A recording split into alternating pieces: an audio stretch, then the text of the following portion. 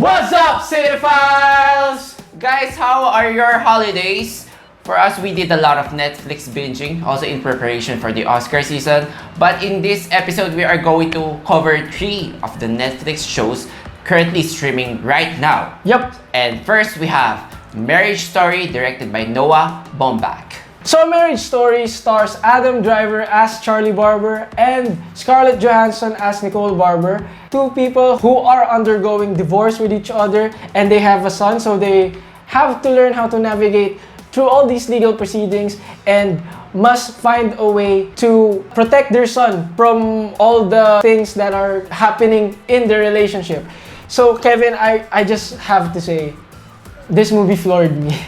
This is an incredible movie, and it starts with the performances of Scarlett Johansson and Adam Driver. Oh my god, I really can't say enough about the performance that these two had. It's heartbreaking, at times funny. Opening sequence, I know that this film is going to be something brilliant. It doesn't follow a conventional path where there's a meet cute. It's just about their marriage. It's really a verse of the mainstream drama. I mean, there's a big confrontational scene towards the end, but most of the time they're really subdued. And coming from the Philippine cinema, we are get so beaten up so much with these unfaithful stories. But this one really presents a fresh take of the adult romance. Absolutely. The thing that I appreciate most about this film is, in movies like this, usually they are in constant conflict with each other. There's constant fighting. So much histrionics between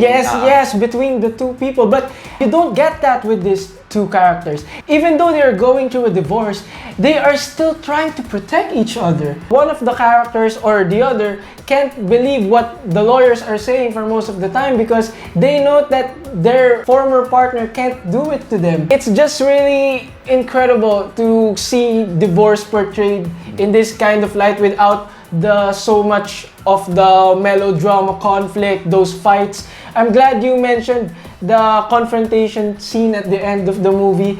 There's only really one confrontation scene, but when you get that, it teared me up. It teared me up because all the emotions, it flared up because all these legal proceedings are really taking a toll on them. When the element of custody for the child and the lawyers are already put into the mix, now they are pushed to do something that they really don't want. They're really bringing out the worst of their relationship, and it's heartbreaking to see that what's something that could be salvaged. They're now tearing it apart. Apart from the story alone, individually, these 2 characters are well realized characters.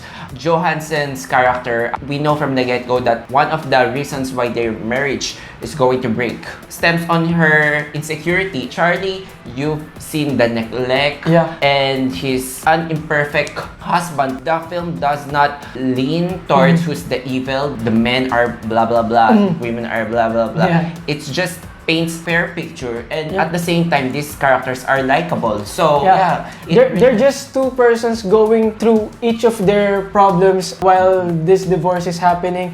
Another thing that I appreciated is that the movie doesn't really force them back together, because in some films like this, they are going to do something to fix the marriage. It operates on a reality that it knows very well. Okay, after Adam Driver's performance here, I got really confused. For me, the best actor race in the Oscar is a 3-man race now between Joaquin Phoenix, Robert Pattinson, and Adam Driver, because he is just that good.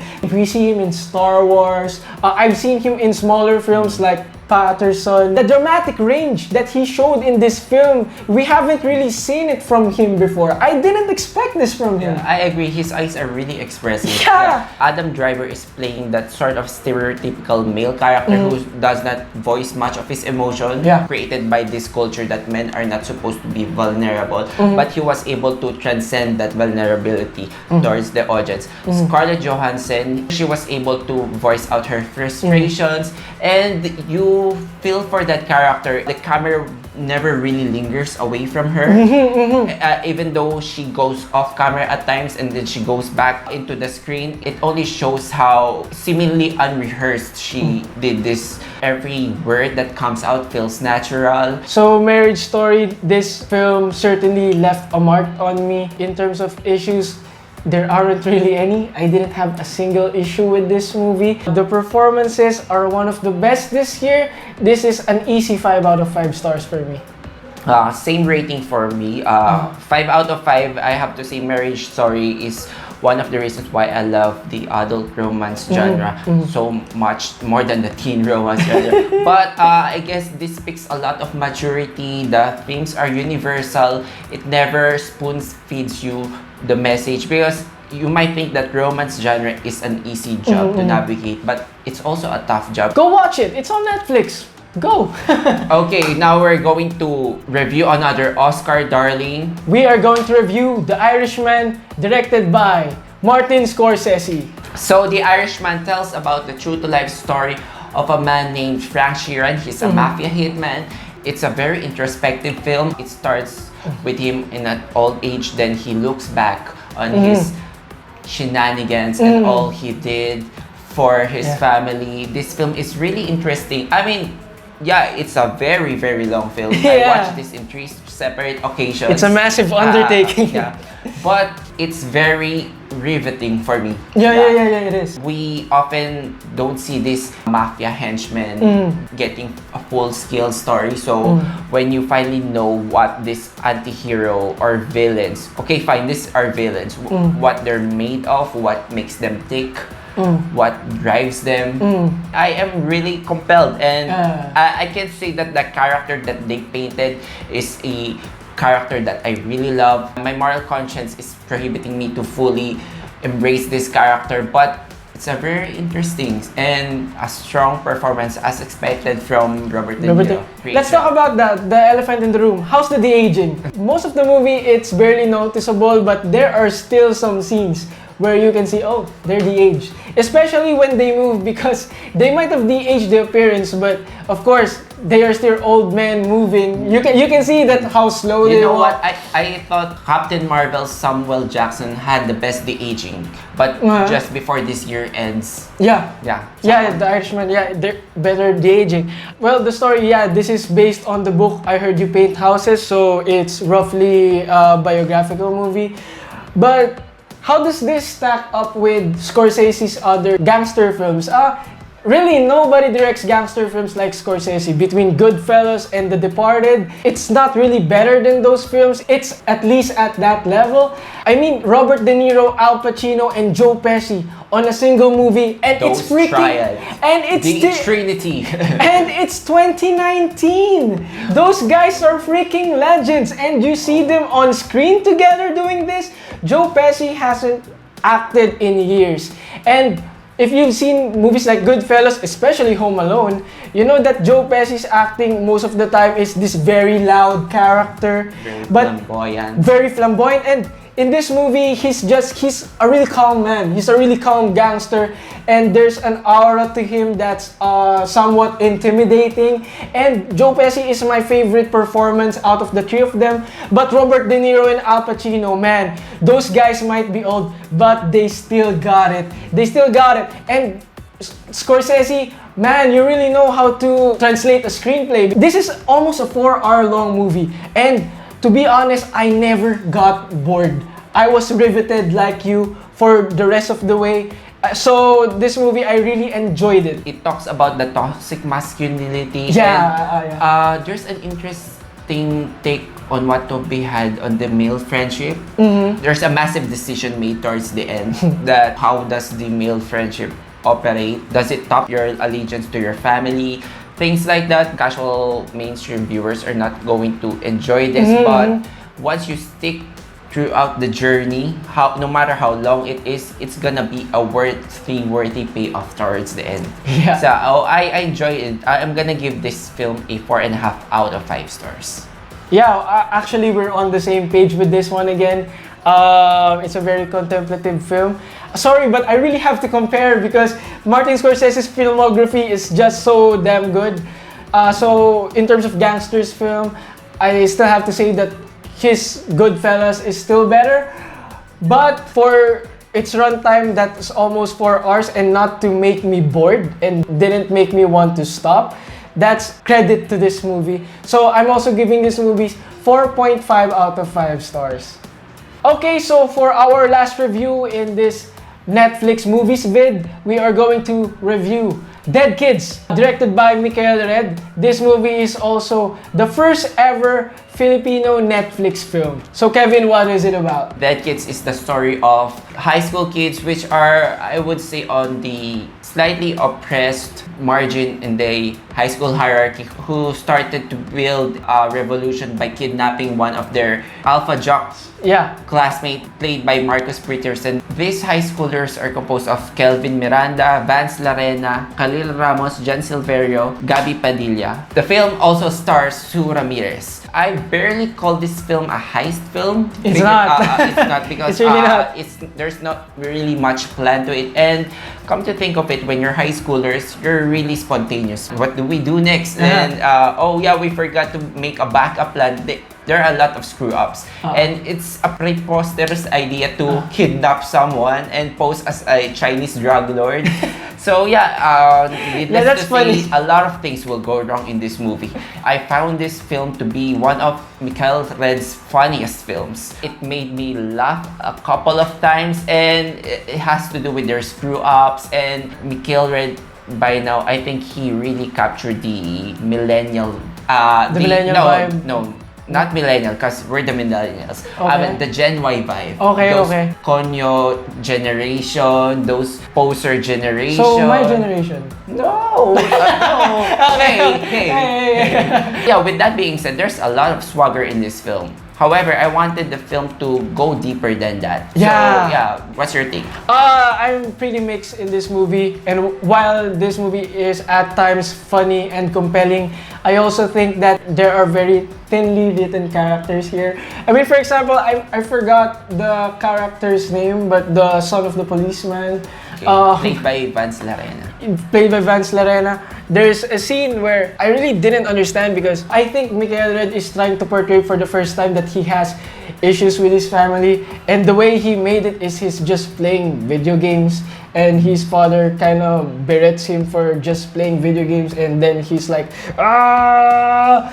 I mean, seriously, you could have done it with doing another thing. It's because that's pretty common, right? Yeah, that's just a single scene, but it's a very defining moment for it's a very defining moment, but it's really mundane. Besides the thinly written characters, I agree that this is his funniest film to date, but I also think that this film has at times misplaced humor. Really? It has misplaced humor for me, because there are times that the movie is now it's trying to get serious now. It's starting to get compelling because we're getting into the nitty-gritty, and then they're gonna try to crack a joke or do some humorous stuff. So it kind of takes me out. It kind of takes me out of being compelled to see what's gonna happen here, because it breaks the tension. So but those are some towards of my the issues. end, when things starting to get more serious, there's very minimal humor, right? Yeah, that's what I felt. Yeah, but I meant, when they're doing the heist, I am when they were fine doing, with those humor, and the film really generates a lot of laughs for me. I guess I'm just confused on what the film is ultimately trying to say. Finding your own voice, making a mark, because the central character here, played by Kelvin Miranda, is invisible ghost by high school hierarchy. Then Sue Ramirez character is pushing him to live life. At times that could be mistaken as a message of doing something edgy. Overall, I would say that this film worked for me, because even if it failed to go deeper than what I wanted it to be, it's a good cautionary tale, which a younger audience can still benefit from it. However, that's an issue for me. Sue Ramirez's character, for me, isn't really necessary. I mean, the film could have worked even without that character. Often not, she was just subjected to the male gaze. Yeah, I know. That subplot with her character, and along with other subplots, really muddles down the pacing of this film. But regardless, it's still a competently directed film. I like the cinematography for most of it. I like the message. So, do we conclude? Okay, let's rate. Technical-wise, Mikhail still shows off with his strength as a director. I know I've said this before, that I want Mikhail to get hold of a script that has more meat into it. I want him to take me back to those birdshot days. Yeah. When I first saw that film, and I was really wowed by the capacities of this director. But technical wise, he found his own style. Even if the framing, the color, the some of the color angles. scheme in this movie is straight from New Manila. Yeah. I mean, he has always shown a preference towards the color red. Yeah. So yeah, visually, it is worthy to be shown as a Netflix film. I'm gonna give this film a 3.5 out of 5 stars. Still not a bad experience. Yeah. Mikhail actually, he's almost the same age as us. Yeah. That's what's really amazing. That's what's really amazing for me, because after seeing Birdshot and knowing the age of this director, I was blown away. I was blown away by the movie. He remains to be one of the budding directors. Yeah, of our and with his past films, I'm sorry to say, but I felt like he kind of lost some of his mojo. But I'm still excited to see what he has in store for us, because he's still young. Come on, give me another one. I really want another super great Mikhail Red film. But with this film, it's okay. It's not really outstanding for me. I'm giving this movie 3 out of 5 stars. Okay guys, that's it for our Netflix binge review. How about you guys? Do you want us to review any of the Netflix shows currently streaming? Hit the comment section below, or if there's something great that we're not watching right now, please do tell us. I think they might say The Witcher. But you can subscribe to our channel and ring that bell so you can be up to date with our latest video. Also, follow us on our Twitter account at ScreenKingsPH. Till then guys, see you on the next episode, and Happy New Year! Happy New Year, guys!